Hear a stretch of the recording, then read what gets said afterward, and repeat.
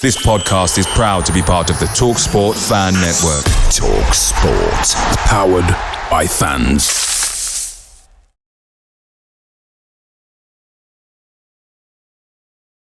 Probably a good segue. So we're not really consolidating. We've brought a load of players in. Who would you say who's been your top two that have come in? Who've you been happy with? Yeah, so I mean, it's hard to it's hard to overlook the return of Damari Gray. I think there's a lot of positives that come from that in terms of it's a player in a position that we massively needed to strengthen, and so that's a tick straight away. It's a player who knows the division. That's another tick. It's a player who's familiar with the area. He won't need much time to settle in. It's another tick. So for me, being able to get a player like that who on his day, you could argue, could still do a shift for a lower league Premier League team or at least a top end Championship team. To be able to get him and bring him back was really exciting, and he showed glimpses of doing what we all know he's capable of doing. He's a bit rusty, and you can tell that he's not played as much football as he would like to have, perhaps over the last couple of years, and at a standard that is, I suppose we could call it, questionable.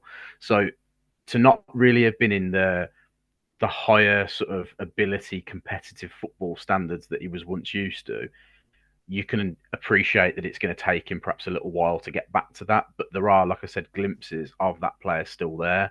So he was a massive one for me. The other one that I was really excited about, albeit we haven't seen lots of it, but it was starting to get better, was, and I daren't say it for the risk of the backlash that we're going to receive. I know what you're going to say. It's a bold move. Marvin Duksh, because I just think, again, we always talk about having quality at the top end of the pitch. We've had Stansfield. We had Alfie May, who, I don't think he was ever going to be a Championship striker for us unless he was maybe choice number 4. And he's still got a couple of years left in him. I can understand why he chose to go back to League One. But somebody like this Marvin Duksh, who can play as the number 9, he can play as a number 10. He's shown signs, whilst he was starting to improve, of having a good touch. That he was unlucky not to score against Swansea when he made that touch. Yeah. He completely took his defender out the game, and the keeper basically saved it, I think, off his arse or his ankle or something. Didn't know much about it. That was really unlucky, but you could see a really good player there. And I think it's not all about stats and it's not all about numbers, but it's really hard to ignore the numbers of somebody who gets double figures in goals and assists for maybe 5 out of his last 6 seasons in Germany. Whatever you may think of that division, for us to just have got into the Championship, that's got to be an improvement from where we were at. And God love Djukovic. We all love Djukovic, but he is by far and away an upgrade on Djukovic. Not the same player, but as a striker or as an attacking player, to go from what we had 2 years ago to that is, for me, it was really exciting. And I mean, the only other one I would say, which was exciting at first, but it's hard to stay excited after all the chances he's missed, is Kyogo. To be honest, I thought you were going to say Kyogo before you said Dukes, to be honest. No. So just based on what they can bring. So they were the two, like Gray and Dukes were the two that I was really pleased with a signing, and in positions that we knew that we had to strengthen in going into the Championship, because you looked at the defence and you could have argued, I know Davies was going to go, but you could always have argued that because we knew Neumann was coming in, the back 4 and the keeper for day one, we already kind of knew. I know they decided to go with Samuel in the end, but you could have written, couldn't you? Game 1 could easily be Allsop in goal, Cochrane, Neumann, Clara, and there. Yeah. Happy with that, because that didn't need changing. The 2 central midfielders, despite what I've said, you could have made an argument that they would start in the middle as they did. And then you're looking at, well, where do we need to improve? Well, we only really had Keshi, that was an out-and-out winger of any note last season, that was any good for us. So he was there, but we knew full well we needed more. So Gray was a perfect signing for me. And Dukes just to add a bit more firepower. And I think if he could have, it's a shame that he got injured before the Coventry game. I'm not saying he would have had an impact in that particular game, but it would have been good to see what impact he could have then had against the likes of Sheffield Wednesday and Wrexham, because he does look like a really good player. What about yourself? I think some just looking at some comments online. Well, since the start of the season. Again, I'm probably watching a different game, but I think Demarai Gray's been superb for us. And that's not with emotional blue tinted glasses on because he's back. Just just look at the stats and look what he's done since he's left us. There was a moment I was at a game. One of the, I can't remember which game. Very early on in the season, and Cochrane had the ball, and Demarai was in loads of space, and Cochrane went back to the centre half, and I looked at Demarai, and his body language was shocking. Yeah, like big time Charlie, shocking. Yeah. And I thought, please don't do that. And then it was the game when he then sprinted 40 yards to put that tackle in by the corner flag. Was that the Sheffield United Cup game? I think it might have been. Yeah, it was early on. That one. Yeah, and I'm like, okay, I take that back. And he wants it. His lads now involved in the. We've seen that on socials, and I'm a big fan of that. But ultimately, he's got that X factor he always has had. And my worry, and again, stats. Kyogo isn't a bad player. Now, no. I'll be a massive. I mean, Jesus. I mean, I could have scored some of the chances he's had, and that's saying something. Yeah. But you don't, and he's obviously just needs something. But you've got to give him service. And I know that he's missed a few chances, but it's not like we don't create loads of chances, and we don't create loads of chances for everything that we've said. Now, whether that's being pragmatic or sticking to the manager's style or whatever we want to label, we want to put on it. Kyogo, Demarai Gray, Dux, Stano, Roberts. They're game-changing players, all of them. Mm-hmm. And, one's injured, one's massively out of form. Stano's trying to play 5 positions because he's trying to get an impact on the game. Demarai, again, I think he's done enough to warrant a big tick in the box, but I do get what you're saying. Roberts screaming out for him to start. He starts, and it's like, because you're not getting him in the game. And that's the thing for me, this whole dynamic of, and it's weird that having a really bad problem at right back might change the fortunes of a lot of players because the centre midfield has got to change, and we will be more dynamic, and we will get these players in the game more often. And I think, again, with Dutch, you can't debate the numbers. They're in the book, aren't they? Yeah. And it was obvious in the Cov game that they played, or Davies had obviously had a week with them, or however long it was with them, to play differently against Cov, because as soon as obviously Dux got injured, Dykes came in. So that's in like for like, and I've used that in his very broadest sense, because we were playing very direct for the first 20 minutes. Yeah. And did it work? Nullified them, I suppose. Yeah, Coventry. It wasn't awful. Yeah. Yeah, I mean, you've got to. I respect that from the manager, because he's thrown his principles right out the window in that first 20 minutes, because that was not total football, far from it. But it was effective for that period of time. But then we got found out, and the rest is history. But for me, that was screaming out for Kyogo to start. Dux is gone. Get him in.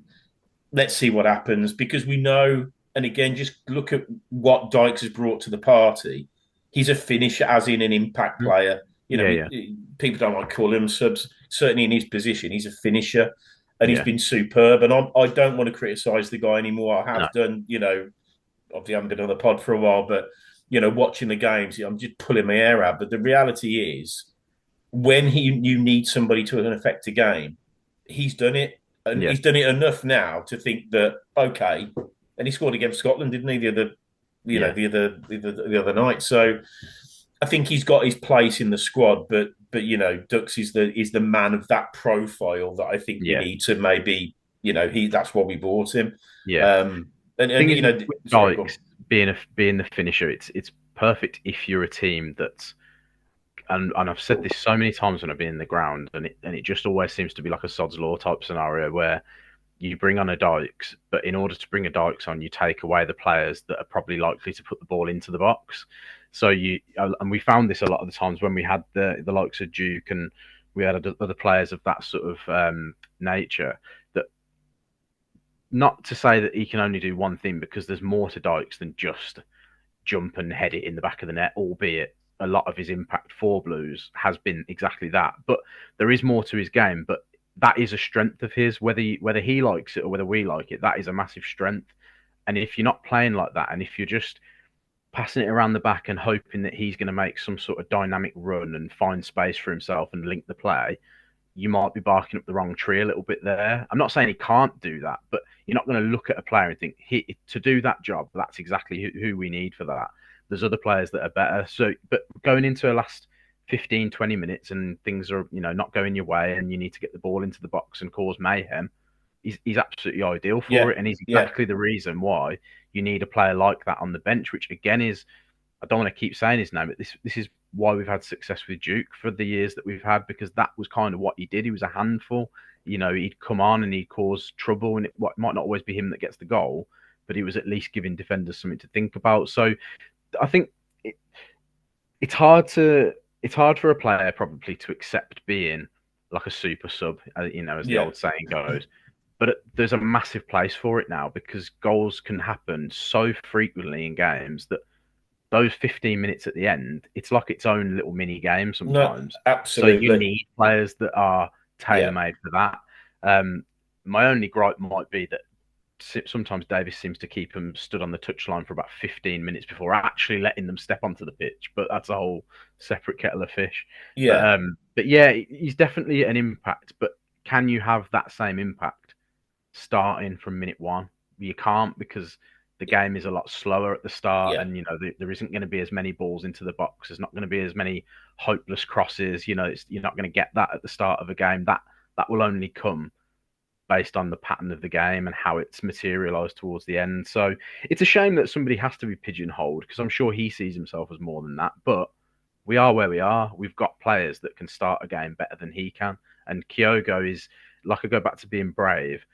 I know he's been missing chances. He seems like the kind of player that is going to need 4 or 5 chances a game to get his goal. So just persist with it, because when that does finally happen, I imagine he will then go on little runs and score goals, because he is a goal scorer. Whatever you might think of the levels that he scored his goals at, he's still a goal scorer. He knows where the net is and he will put it past keepers. You just got to give him chances. But we're playing in a way that we can't afford for him to have 4 or 5 chances in a game, because when we get the chances, we need to put them away, because we're not making that many. Yeah. So, and like the stats and stuff, I was talking about it after the Sheffield Wednesday game when Davies did his post match and said how we dominated. But domination is one way of putting it, in terms of keeping hold of the ball and having the ball for more than they did. But if it's your defenders that are keeping hold of the ball, what are you dominating? Because you're just having the ball for having the ball's sake. And Sheffield Wednesday were more than happy with that. So actually then turning that into attempts on goal, and I mean meaningful attempts on goal as well, because we could all say we had 3 shots when Gray scored, but it was only one that actually, hit towards the target. The other 2 were blocked. Yeah. So it's, looking at the stats and going, we had 20 shots, we must have been brilliant, doesn't always tell the full story. So yeah, having someone like Dykes to come on, or persisting with somebody like Kyogo from the start, just to give them their role, I suppose, and stick to it and be brave. And it's not always going to work, but it will probably work more than how it's currently working. Yeah, but again, there's no point signing a Kyogo if you're just going to, like you say, just pass it around the back for half an hour. There's no point. And I feel for him, because he's not, he's off the shoulder 9. That's what he is. Yeah. So you've got to get him turned. So you've got to be more direct. And if you don't want to do that, don't sign him. Do you know what I mean? It doesn't make any sense. And for the same reason as what I've just said, for Dykes, it makes perfect sense when your back's against the wall, or you're desperately trying to score a goal at the end. It makes perfect sense to bring him on, because he will be impactful at both ends of the pitch. there's no point bringing Kyogo on with 15 minutes to go when you're losing, when the opposition is sat just outside their 18-yard box. Because, like you said, he needs the room and the space to be able to get in behind. He's going to get that from the start. He's less likely to get that towards the end. So it's just about being, like I say, bravery, I think, is key for the players and the manager now, and just stick to your guns. Pick a team that you're relatively settled on. Allow them time to gel and to improve, because they will. The more they play together, they will. It's inevitable. They're good players. Just stick with it, and hopefully we'll start to see something will click soon. I'm sort of hoping. Yeah. Just going to make one more comment before we just quickly turn on to or look forward to the whole game, and just sort of just quick few thoughts on that before we go. I've got to say something, and it's I don't want it to be a personal attack, but we've talked about how important defending has become now. A bit more old school, a bit more direct, bit more bit of a throwback, and how important dead ball situations are, both when you're defending and we're attacking. Now, in any job, if you're consistently shit at your job, there should be a question. And Jonathan Grounds, for me, I mean, he wasn't great when he was playing, let's be honest. And now he's taken that into his coaching position of, we are woeful. Yeah. Either defending or attacking. It is so bad. It's unreal. And the icing on the cake was fucking Barry Bannon. We all knew it. We all knew it. Absolutely could have predicted it before the game. And as much as he's a shithouse and I don't like him, he's a bloody good footballer. Yeah. You know, you can't doubt that. He is a good footballer. So who was going to take all of their dead balls? Yeah. Who was going to do that? You don't need to be a play coach to know that. And he was always going to get one of them right, and he did. And that was obviously the second goal. But you could see it coming a mile a minute. And it then goes back to the Newman versus whoever else debate. He's a lump. And I know that's a bit, again, dinosaur mentality and everything. But if you're getting long balls thrown into the box every single game, and it is now every single game, it can't just be Clara just being expected to win every single first header. And that's what we're expecting. That's watch it. The plan is, If you block him, we are screwed. Yeah. We are absolutely screwed. So I don't think I've ever, and bearing in mind, I watched Mark Roberts with a long throw for God knows how many years, we never scored off it. But more from a defensive point of view, whenever it's a corner, it's panic mode. Yeah. And I don't know where that's come from, because I don't remember it last season, albeit, lesser opposition. And going back years and years and years, we tended to do the basics okay. We've just been pretty average as far as a group of players. That's why we lost games. But it is woeful. It is absolutely abject. Yeah. And again, it's one of those, I'm not the second coming. And if I can see it, so many people can see it. And it's all the time. Yeah. So I don't know. You see a lot of teams have like specialist set piece coaches now, don't they? And I don't think Jonathan Grounds was ever hired to be a set piece coach. I think what's happened somewhere along, and I'm sure there's more to him than just that, by the way. I don't for a minute imagine if he is just that. He is just assigned to set piece duty. I imagine it's just one of those things where they've probably looked at who they've got in their coaching ranks and gone, well, you scored a couple of goals from corners back in the day. How did that used to work for you? Do you know what I mean? And he's gone, well, I used to go on the back post. Right, well, let's put everyone on the back post. Then it's not going to work, is it? But you see, especially when you look at what the club have done over the last 2 or 3 years in terms of they've identified where they've got, and I'm talking about the backroom staff rather than the playing staff now. They've identified that, the ownership aren't football experts. So the first thing they did was brought in experienced football experts for the women, the men, the academy. They brought in all these figureheads, the Mike Riggs in the academy, who I can't remember, Gary Cook to start with. Obviously, Jeremy Dale's done a good job. So they've got these people in their positions that understand football. You would like to think that would then filter down into the coaching staff. So why not go out and get somebody who, will claim to be a set piece expert? Because then straight away, that might just be, even if it's not, that might just save you conceding 2 goals a season, or it might help you score 2 goals a season, and that can turn a win from a draw into a win, a loss into a draw. You might sometimes have a game where I think we had one a couple of seasons ago. I think the highlights were on the other day when I think it was 3 years ago, and Trusty scored 2 goals from corners and Sanderson scored another from a corner. We won that game 3-1. So without those 3 corners, I know it's not as simple as this, but on paper you lose the game 1-0. So you can actually completely flip a game on its head from set pieces. So bring someone in that's experienced, or prove that they can do it, or just try something different. What we're doing isn't working. But you've only got to look at how did Davies. Davies wasn't like he was a nobody. Not in for many years. He's done the hard yards. He's been stand out as a data and then a coach, and then he's done it. He's gone the hard way because it wasn't like he was a well-known player or anything like that. I mean, he's done it the hard way, and I think as you say, we've got Huddleston in there. He's an ex-player, and we've got other ex-players. But as you say, it's so specialised, and it's so important now. I mean, it is. I mean, I'm here for it because anytime we get a free kick, either just inside our own half or inside theirs, for me, that's get everybody up. Yeah. Because it's all about the second ball and then retaining possession. Yeah. Whereas back in the day, it was lump it forward, hope for the best.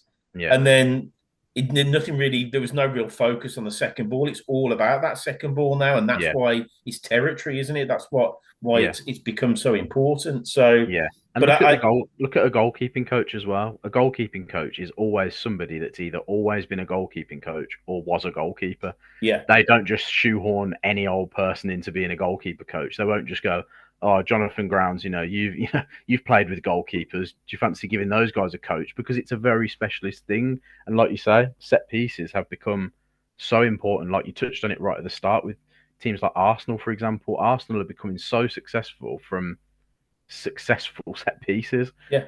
Because it's a weapon. It's an opportunity that the ball is not moving. You can place the ball in a perfect position. You can put somebody on it who can find the right targets and the right areas. All you've then got to do is attack it or defend it. And I just think, I'm not saying it's that simple. I know it's not, because every team has their own way of trying to outdo you on a set piece defensively or offensively. But there must be people out there that can, even an additional coach, I'm not saying get rid of Grounds, because I'm sure he adds value somewhere in the ranks. He must do, because that's why they've kept hold of him. But maybe just get somebody else to either help him with it or to give him some ideas and go, have you tried this? I know you're doing it like this now, and I know you're desperate for Clara to be not marking anybody and just winning the ball, but can you guarantee every time that he's going to be able to get through a crowd of players to get to the ball? No, you can't. And in the meantime, the big centre half of the other team is being marked by someone like Cochrane, which is a mismatch every day of the week. And that guy's now going to win his header. So it's just take it back to basics almost. No, agreed. Anyway, rant's over.